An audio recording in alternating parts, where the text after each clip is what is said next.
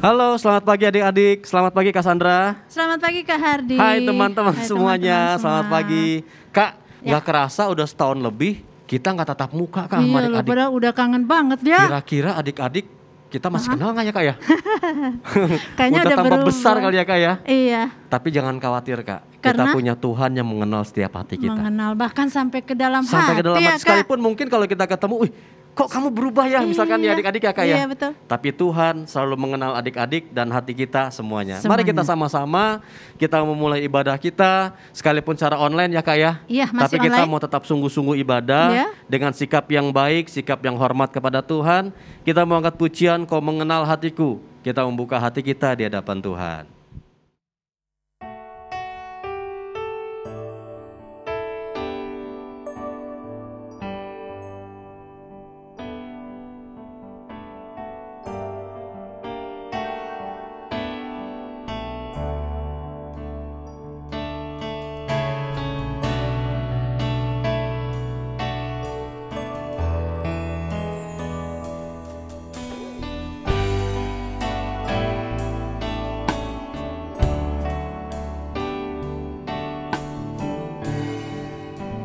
Hanya dekat kasih-Mu Bapa,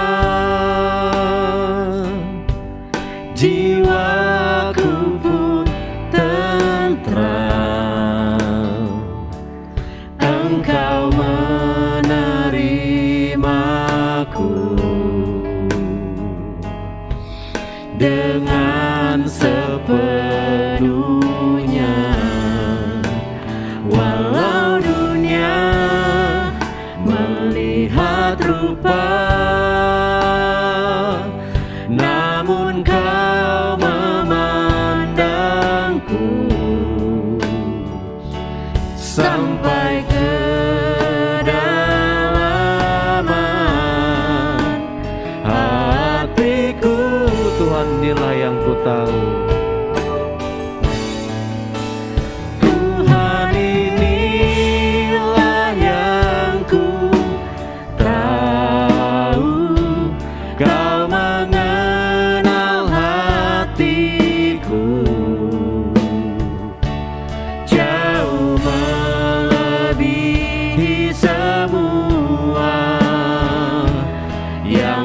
Terdekat sekalipun, Tuhan inilah yang ku mau.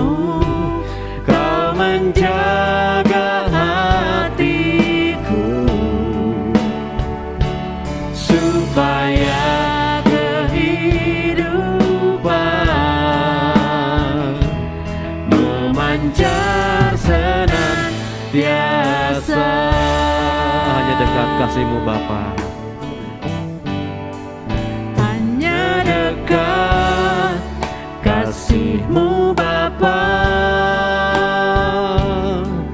jiwaku pun tentram. Engkau menerimaku dengan sepenuhnya. Walau dunia melihat rupa, namun Kau memandangku sampai kedalaman hatiku. Tuhan, inilah yang ku tahu.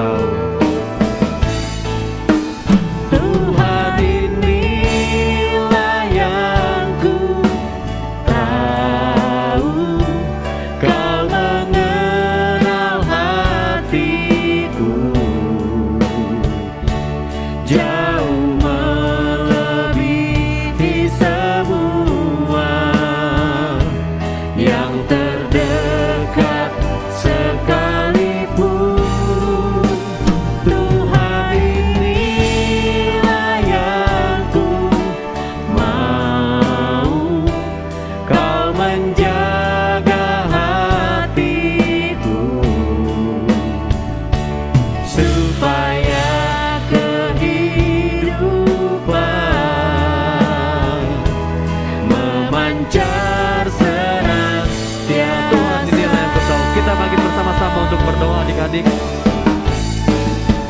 Tuhan inilah yang ku tahu, Kau mengenal hatiku, jauh melebihi semua yang terdekat sekalipun. Tuhan inilah yang ku mau, Kau menjaga hatiku, supaya kehidupan memancar senantiasa, Supaya kehidupan supaya kehidupan memancar senantiasa. Mari kita berdoa adik-adik. Bapa di sorga, kami bersyukur pada pagi hari ini karena kebaikan Tuhan, Engkau senantiasa memberkati seluruh kehidupan kami. Bahkan pada saat ini kami boleh datang kepada Tuhan dan kami boleh merasakan hadirat Allah ada di tengah-tengah kami. Sekalipun Tuhan saat ini kami beribadah di rumah kami masing-masing oleh karena situasi dan kondisi yang ada pada saat ini. Namun kami yakin dan percaya Tuhan bahwa Engkau sangat-sangat mengasihi kami sehingga Engkau hadir di tengah-tengah kami. Oleh karena Bapa di sorga, biarlah Tuhan Engkau berkenan di atas pujian dan penyembahan yang kami naikkan bagi nama Tuhan. Di mana dalam ibadah ini Tuhan kami rindu untuk mempermuliakan Tuhan melalui puji-pujian yang akan kami naikkan. Bahkan hati kami terlebih lagi rindu untuk mendengarkan kebenaran firman-Mu. Kau pimpin ibadah kami ya Tuhan, dari awal, pertengahan sampai akhirnya. Tuhan Allah yang mengurapi kakak-kakak kami yang mengambil bagian dalam pelayanan. Dan urapan Tuhan juga hadir di tengah-tengah kami anak-anak-Mu yang beribadah pada saat ini. Terima kasih Bapa. Dalam nama Tuhan Yesus kami berdoa dan mengucap syukur. Amin. Silakan duduk kembali adik-adik. Kak, Ya, selama Kak Hardi. pandemi ini Kak pasti Ya. ada banyak kesaksian dalam kehidupan adik-adik ya Kak. Iya, pasti Sekalipun di banyak. rumah ya Kak ya. Iya. Nah itu menunjukkan bahwa Tuhan kita tuh sangat besar ya Kak. Besar kuasanya, Besar kuasanya, besar kasihnya, besar kasihnya. Semuanya besar ya Kak. semuanya besar kalau namanya Untuk kebaikan Tuhan. kita Iya. setiap umatnya. Benar. Oleh karena itu Kak, sungguh sangat layak kalau kita membesarkan nama Tuhan ya Kak. Iya betul. Kita angkat pujian apa Kak? Besarlah Tuhan dan layak dipuji. Ayo adik-adik besarlah semangat Tuhan ya dan nyanyinya ya. layak dipuji. Kita agungkan nama Tuhan.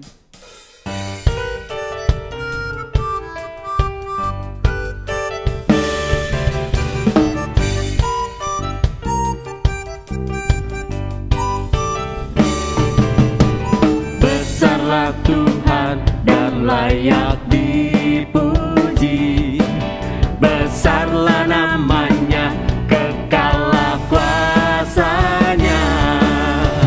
Aman berlindung dalam naungannya, Dia Allah bagi kita, di pihak kita. Terpujilah Tuhan, terbukti kuasanya.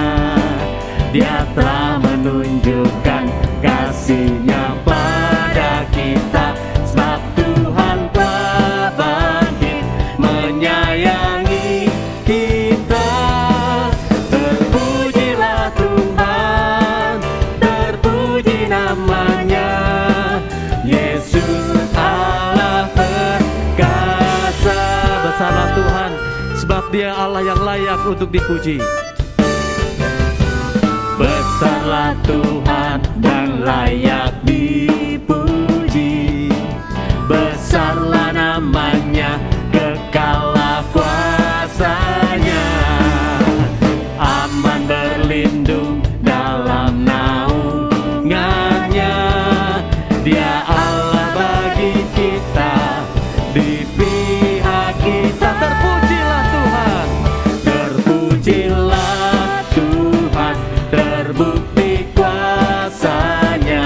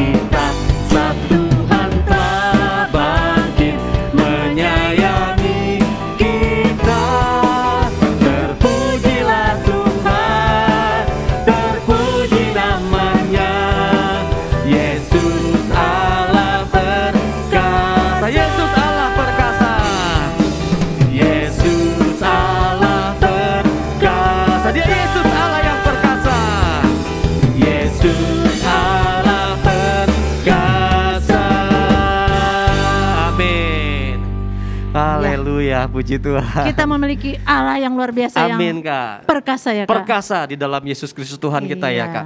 Kak, ada berkat Tuhan yang mau Tuhan berikan buat kita dan adik-adik, Kak. Wah, Ini berkat Apa yang itu? paling indah.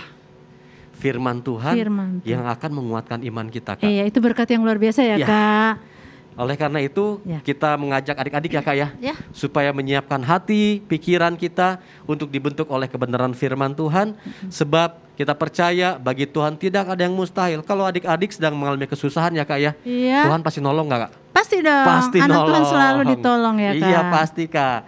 Bagi Tuhan tak ada yang mustahil, asalkan kita tetap percaya dan tunduk kepada firman-Nya. Tuhan bisa lakukan segala perkara dalam hidup kita.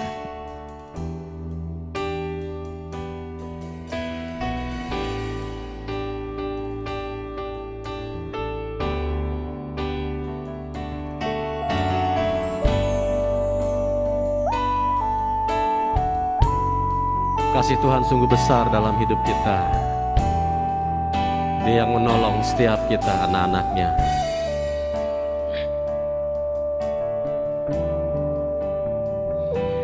Ku yakin saat kau berfirman, ku menang saat kau bertindak. Hidupku hanya ditentukan oleh perkataanmu. Ku aman. Ku aman karena kau menjaga. Ku kuat karena kau menopang. Hidupku hanya ditentukan oleh kuasa-Mu. Bagi Tuhan tak ada yang mustahil. Bagi Tuhan tak ada yang mustahil.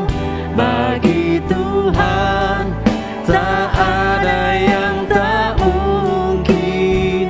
Mujizatnya disediakan bagiku. Ku diangkat dan dipulihkannya. Ku yakin saat kau berfirman ya Tuhan. Ku yakin saat kau berfirman, ku menang saat kau bertindak. Hidupku hanya ditentukan oleh perkataan-Mu. Ku aman karena kau menjaga. Ku kuat karena kau menopang. Hidupku hanya ditentukan oleh kuasa-Mu. Bagi Tuhan tak ada yang mustahil. Bagi Tuhan tak ada yang mustahil. Bagi Tuhan tak ada yang tak mungkin. Mujizatnya disediakan bagiku. Ku diangkat dan dipulihkan. Bagi Tuhan tak ada yang mustahil. Mari adik-adik berdiri di tempat adik sekalian. Ada yang mustahil. Bagi Tuhan tak ada yang tak mungkin. Mujizatnya disediakan bagiku. Ku diangkat dan dipulihkan. Ku diangkat dan dipulihkannya. Ku diangkat dan dipulihkan. Ku diangkat dan dipulihkannya. Ku diangkat dan dipulihkannya. hanya. Mari kita berdoa. Sungguh benar ya Tuhan, bahwa Engkaulah Allah kami yang hidup, dan di dalam tangan-Mu kami senantiasa aman berlindung. Dalam situasi-situasi yang sulit ini, kami hanya berlindung pada Tuhan, Allah yang kami sembah di dalam nama Tuhan Yesus. Dan Engkaulah Allah yang selalu setia, setiap hari memberkati dan menyertai kami, melindungi dan menjaga kami hingga saat ini. Dan sungguh kami bersyukur, karena saat ini pun kami boleh diberikan kesempatan untuk beribadah, memuji dan memuliakan Tuhan. Terimalah ya Tuhan setiap pujian anak-anak-Mu. Dan saat ini kami rindu Tuhan berbicara kepada kami melalui hamba-Mu, sehingga kami mengerti kehendak dan rencana Tuhan di dalam hidup kami. Engkau urapi ya Tuhan Kak Agustinus yang akan menyampaikan firman-Mu. Biarlah Roh Kudus-Mu sendiri yang memenuhinya. Dan Engkau sendiri yang berfirman bagi kami anak-anak-Mu. Kami percaya inilah berkat yang terindah bagi kami anak-anak Tuhan, untuk menjalani hidup bersama Tuhan melalui kebenaran firman-Mu. Terima kasih Bapa. Berfirmanlah ya Tuhan, kami siap untuk mendengarnya. Di dalam nama Tuhan Yesus kami sambut firman-Mu. Haleluya. Amin. Ya, selamat pagi adik-adik sekalian. Ya, kembali kita akan mendengarkan firman Tuhan. Ya, kakak berharap pada saat dengar firman Tuhan ini, ya, kita semuanya punya sikap yang baik dalam belajar firman Tuhan. Ya, jadi tidak sambil makan, tidak sambil minum, tidak sambil tiduran. Ya, jika kita belajar firman dengan baik, ya, kakak percaya, ya, berkat-berkat dari firman Tuhan itulah yang akan curahkan kepada kita semua, ya. Hari ini kita belajar firman Tuhan, ya. Hari ini kita belajar firman Tuhan, ya, mengenai karakter Tuhan Yesus yang tidak mementingkan diri sendiri, tidak egois, ya. Kita akan belajar dari firman Tuhan di mana Yesus memberikan makan kepada 5.000 orang, ya. Oke, kita sekarang coba baca, ya, firman Tuhannya, ya. Kita baca di Yohanes 6 ayat 1 sampai 4. Yohanes 6 ayat 1 sampai 4. Sesudah itu Yesus berangkat ke seberang danau Galilea, yaitu danau Tiberias. Orang banyak berbondong-bondong mengikuti dia, karena mereka melihat mujizat-mujizat penyembuhan yang diadakannya terhadap orang-orang sakit. Dan Yesus naik ke atas gunung dan duduk di situ dengan murid-muridnya. Dan Paskah, hari raya orang Yahudi, sudah dekat. Nah, dalam perikop kisah ini diceritakan, ya, Yesus berangkat ke seberang danau Galilea, ya, dan di sana sudah banyak orang yang berbondong-bondong mengikuti Yesus, ya, karena mereka telah melihat mujizat-mujizat yang dilakukan oleh Tuhan Yesus, ya. Pada saat Yesus mengajar, sudah banyak orang yang mendengar pengajaran dia, ya. Apalagi ditambah dengan mujizat-mujizat yang dilakukan oleh Tuhan Yesus, ya. Begitu banyak orang yang datang, ya, dengan sakit penyakit, dan semuanya satu persatu disembuhkan oleh Tuhan Yesus, ya. Karena begitu banyak mujizat yang dilakukan, semakin banyak orang yang datang kepada Tuhan Yesus, ya. Jadi kita bisa bayangkan, ya, bagaimana seperti sekarang ini banyak sekali, ya, pada saat pandemi ini banyak sekali yang sakit COVID, ya. Yang sakit COVID ini semuanya berbondong-bondong, berduyun-duyun, ya, datang ke rumah sakit, ya. Di rumah sakit bisa sembuh, bisa tidak, ya. Tapi jika ketemu Tuhan Yesus, pasti 100% sembuh, ya, seperti itu. Karena 100% sembuh inilah, makanya orang tuh berbondong-bondong, banyak sekali, bahkan ribuan orang datang, ya, kepada Yesus untuk menerima kesembuhan yang datang daripada Tuhan Yesus.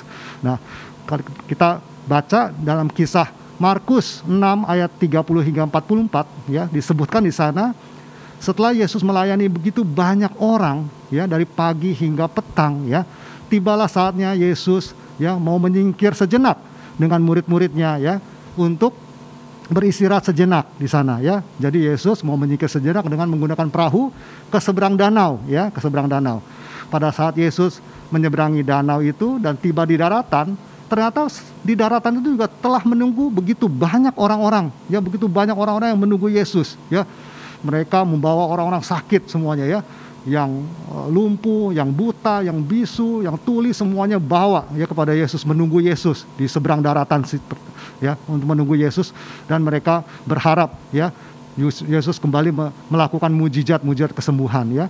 Melihat begitu banyak orang, ya, yang telah menunggu di seberang, ya, daratan itu, ya, timbullah belas kasihan daripada Tuhan Yesus, ya, timbullah belas kasihan Tuhan Yesus, sehingga Yesus tidak jadi menyingkir, tidak jadi beristirahat dengan murid-muridnya, tapi Tuhan Yesus tetap melakukan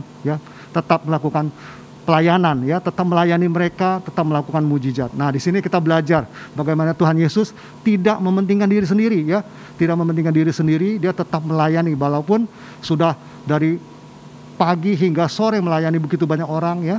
Dia tetap terus melayani, ya. Tentu saja ini tidak mudah jika kita dalam kehidupan sehari-hari, ya, kita mau mengikuti apa yang dilakukan Yesus, ya. Kita misalnya dalam sehari sudah satu harian ini kita bekerja, atau adik-adik sudah dari pagi hingga sore sekolah misalnya, ya. Selesai sekolah, adik-adik pulang, ya. Ternyata di rumah orang tua masih meminta tolong pada adik-adik untuk melakukan sesuatu, ya. Ya, mungkin banyak di antara kita merasa segan melakukan itu, ya. Segan kali, atau mungkin kita lakukan dengan cemberut ya melakukannya, ya. Nah, sekarang kita belajar, ya, bagaimana Tuhan Yesus luar biasa, ya. Walaupun dia telah melayani begitu banyak orang, tapi dia tetap terus melayani, ya. Nah, sekarang pertanyaannya, ya, dalam diri Yesus timbul belas kasihan. Kenapa timbul belas kasihan? Karena di dalam diri Yesus ada kasih. Kasih itulah, ya, yang membuat Yesus tidak mementingkan diri sendiri. Kasih itulah yang membuat Yesus berbelas kasihan kepada orang-orang itu sehingga terus melayani, ya. Nah, kasih ini susah didapat sekarang ini, ya. Karena pada saat Adam dan Hawa jatuh dalam dosa, ya, kasih itu telah hilang, ya. Pada mulanya tuh Tuhan menciptakan manusia itu dengan sempurna, ya. Manusia diciptakan Tuhan serupa dengan gambar Allah, ya. Artinya Tuhan itu adalah kasih, ya. Makanya yang diciptakan Tuhan, manusia itu juga penuh kasih, ya. Jadi manusia pada saat diciptakan mula-mula itu penuh kasih, ya, dan penuh kemuliaan Allah, ya. Tapi sejak Adam dan Hawa itu jatuh dalam dosa, ya, kasih itu hilang, ya. Terbukti pada saat Adam dan Hawa jatuh dalam dosa, ya, Tuhan bertanya kepada Adam, kenapa kamu makan buah ini? Adam mementingkan diri sendiri, dia langsung menyalahkan Hawa, ya. Hawa pada saat ditanya oleh Tuhan, Hawa kenapa kamu makan buah ini?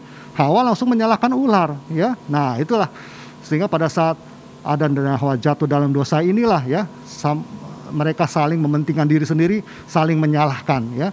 Ini juga berlanjut kepada keturunan mereka, yaitu Kain dan Habel, ya. Kain membunuh Habel, ya. Kenapa Kain membunuh Habel? Karena Kain merasa, ya, persembahannya lebih bagus, dia lebih mementingkan diri sendiri, dia egois, ya. Kenapa Tuhan menerima persembahan dari Habel, tidak menerima persembahan dari Kain, ya, sehingga Kain membunuh Habel, ya.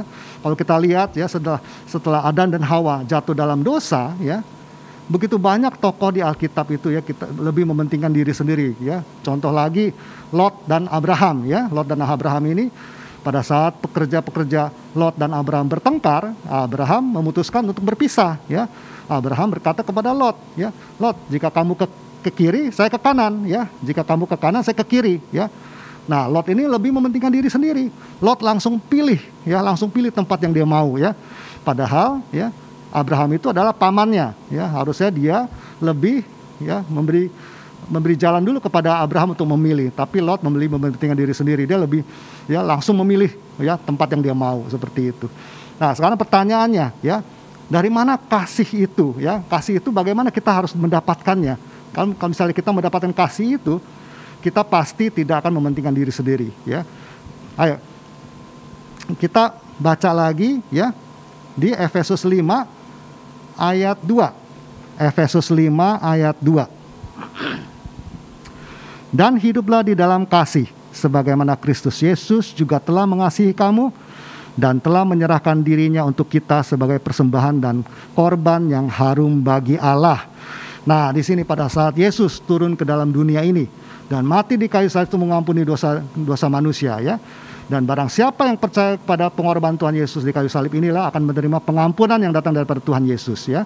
Dan menerima pengampunan daripada Tuhan Yesus inilah, ya, kita diampuni dosa-dosa kita dan kita kembali akan menerima kasih Allah. Kasih Allah itu akan kita terima kembali, ya. Roh Kudus itu akan kita terima kembali, ya. Sehingga pada saat kita menerima Roh Kudus itu, kasih Allah itu, ya, kita akan timbul belas kasihan. Kita akan tidak mementingkan diri kita sendiri. Kita akan selalu membantu melayani, ya, membantu. Nah, sekarang pertanyaan dalam membantu ini, ya, kita juga harus hati-hati, ya. Jangan membantu secara sembarangan, ya. Kita harus memakai hikmat juga dalam membantu orang, ya. Contohnya dalam membantu Misalnya kita dalam perjalanan naik mobil misalnya ya, kita ternyata di depan kita ada kecelakaan ya, kita ada belas kasihan, kita turun membantu ya. Nah justru bahaya ya, justru kita bisa dianggap jadi penabrak, yang kita menabrak ini, jadi kita dalam masalah besar ya. Jadi kita benar-benar harus membantu dengan memakai hikmat ya, misalnya dengan cara lain ya.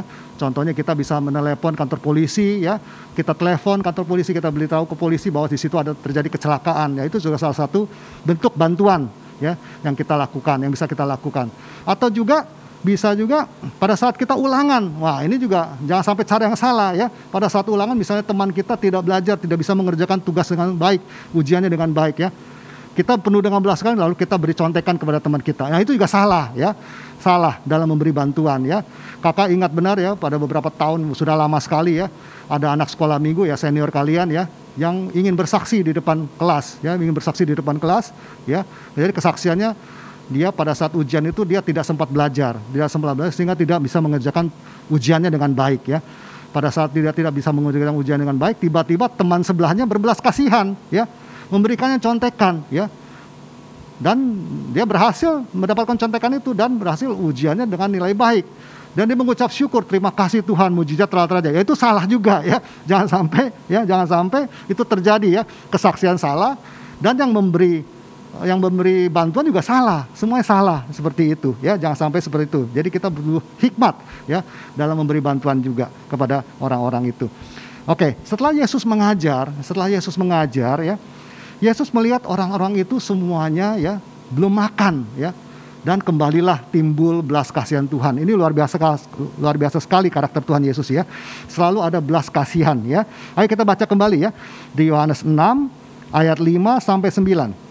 Yohanes 6 ayat 5 sampai 9. Ketika Yesus memandang sekelilingnya dan melihat bahwa orang banyak berbondong-bondong datang kepadanya, berkatalah ia kepada Filipus, "Di manakah kita akan membeli roti supaya mereka ini dapat makan?" Hal itu dikatakannya untuk mencobai dia, sebab ia sendiri tahu apa yang hendak dilakukannya. Jawab Filipus kepadanya, "Roti seharga 200 dinar tidak akan cukup untuk mereka ini, sekalipun masing-masing mendapat sepotong kecil saja." Seorang dari murid-muridnya, yaitu Andreas, saudara Simon Petrus, berkata kepadanya, "Di sini ada seorang anak yang mempunyai 5 roti jelai dan 2 ikan. Tetapi apakah artinya itu untuk orang sebanyak ini?" Nah, pada saat Yesus mengajar menunjukkan begitu banyak orang ya, ribuan orang ya datang ya untuk menanti ya mujizat daripada Tuhan Yesus, dan Tuhan melihat mereka semua belum makan, lapar ya. Lalu Tuhan Yesus ya berkata kepada Tuhan Filipus, kita harus memberikan mereka semua makan. Filipus pasti tidak mengerti ya. Dia hanya bilang kepada Yesus, kita hanya punya 200 dinar.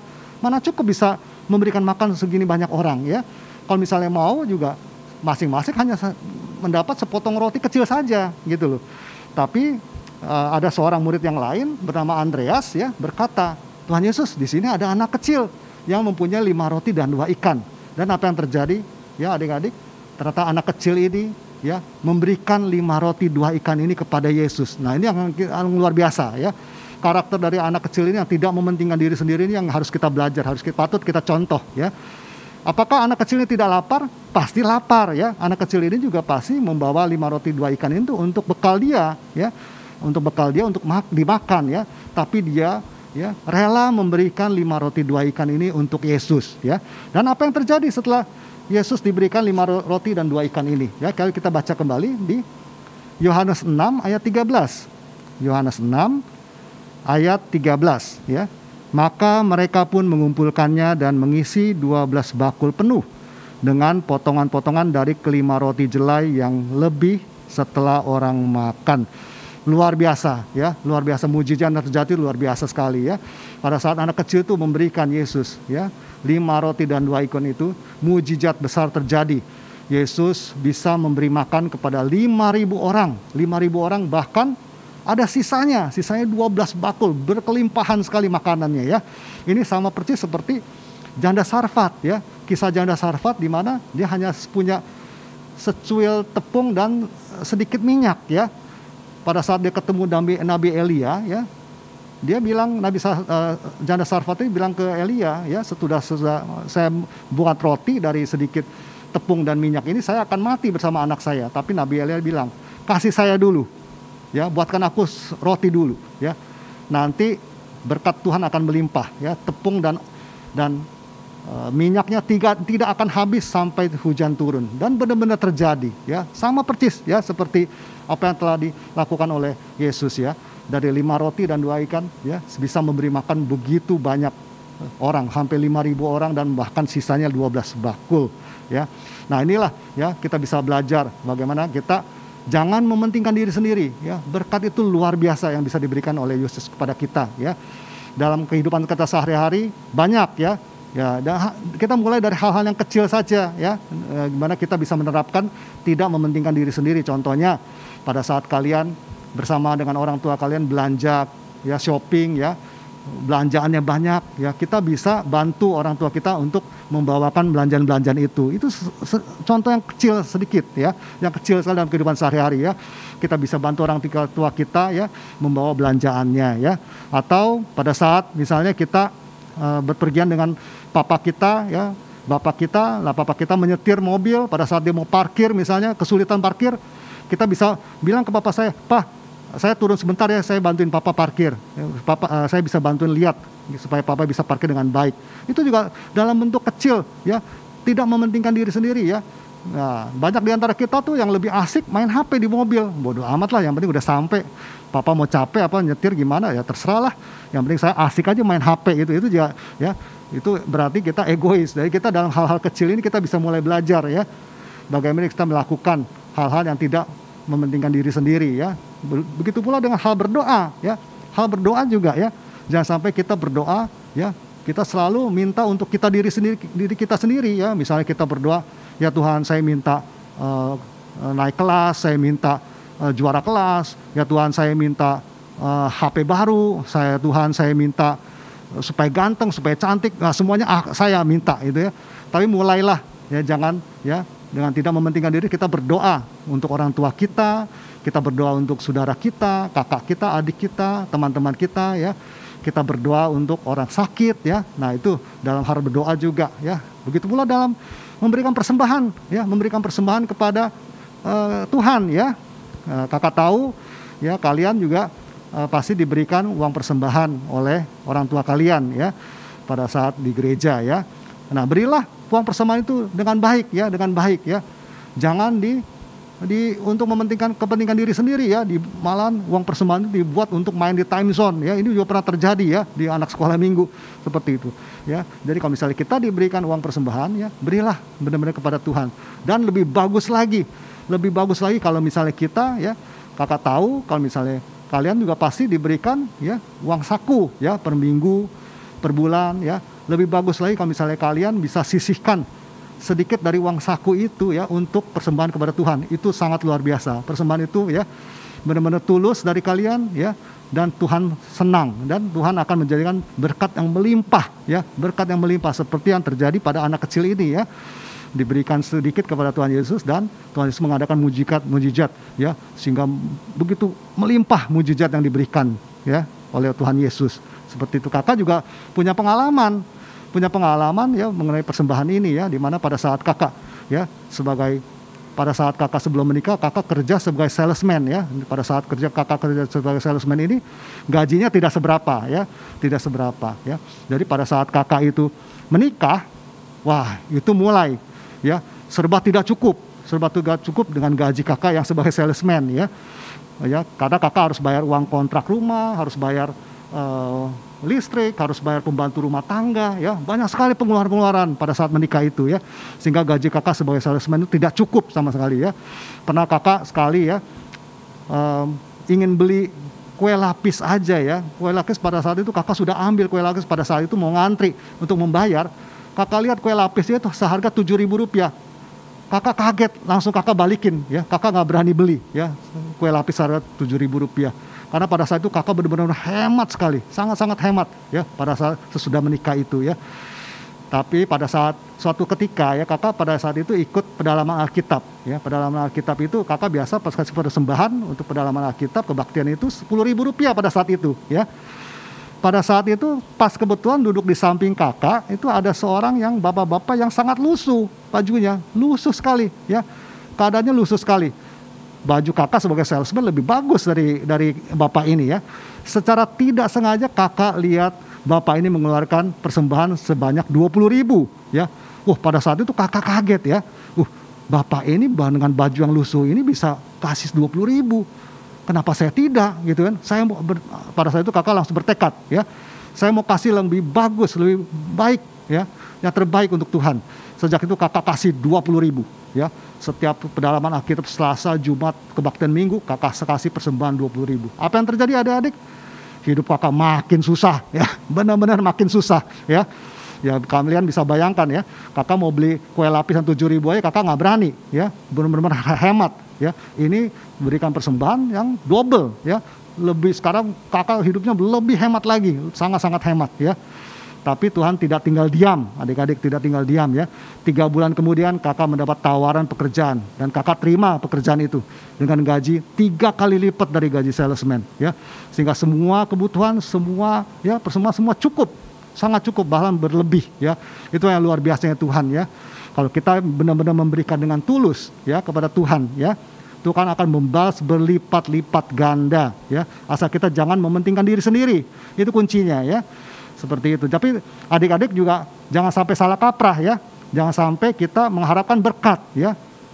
Ternyata Kak Agus dapat berkat melimpah nih karena memberikan persembahan. Saya juga mau mendapat berkat melimpah, saya kasih persembahan banyak, lebih banyak lagi. Jangan seperti itu, ya. Kita harus membantu, ya, membantu orang, memberikan persembahan semua dengan tulus. Itu karena Tuhan Yesus telah memerintahkan kita untuk melakukan itu, ya. Kita mengikuti perintah Yesus, ya, sehingga berkat-berkat itu dengan sendirinya akan tercurah dalam kehidupan kita, ya. Nah, hari ini kita belajar bagaimana kita jangan mementingkan diri sendiri. Jangan mementingkan diri sendiri, ya, kita harus ada kasih Allah, ya. Dengan adanya kasih Allah itu, ya, Roh Kudus itu bekerja, ya. Kalau misalnya kita tiap hari dengar firman Tuhan, ya, firman Tuhan itu, ya, firman Tuhan itu adalah Roh Kudus, ya. Roh Kudus itu masuk dalam diri kita. Pada saat Roh Kudus masuk dalam diri kita, kita memiliki kasih Allah, ya. Pada saat kita memiliki kasih Allah itulah, ya, kita menjadi tidak mementingkan diri sendiri. Kita tidak mementingkan diri sendiri sehingga kita bisa berbelas kasihan kepada orang lain. Kita bisa membantu orang lain, menolong orang lain, melayani sesama, ya, mengasihi sesama. Oke, cukup sekian hari ini firman Tuhan, ya. Ada ayat emasnya di sini, ya. Ayat emasnya adalah Filipi 2 ayat 3. Filipi 2 ayat 3. Dengan tidak mencari kepentingan sendiri atau puji-pujian yang sia-sia. Sebaliknya, hendaklah dengan rendah hati, yang seorang menganggap yang lain lebih utama daripada dirinya sendiri. Oke, mari kita berdoa, kita tutup firman hari ini, kita berdoa. Yuk. Terima kasih ya Tuhan, kembali kami mengucap syukur ya Bapa. Firman Tuhan telah ditaburkan ya Tuhan, kami percaya ya Tuhan Roh Kudus-Mu bekerja dalam diri adik-adik kami ya Tuhan, sehingga adik-adik kami mampu melakukan kehidupan sehari-hari berdasarkan firman Tuhan.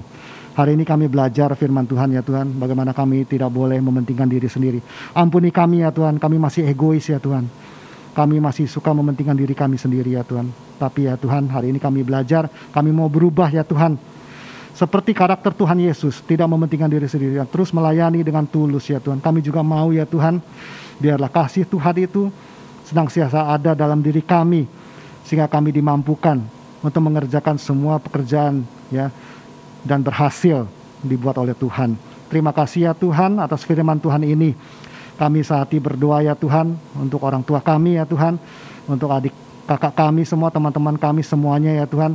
Tuhan lindungi, Tuhan beri kesehatan tubuh yang sempurna, dan apa yang dikerjakannya dibuat berhasil oleh Tuhan. Terima kasih ya Bapa. Di dalam nama Tuhan Yesus Kristus kami sudah berdoa dan mengucap syukur. Bapa, terima kasih. Bapa, terima kasih. Bapa, terima kasih. Bapa, di dalam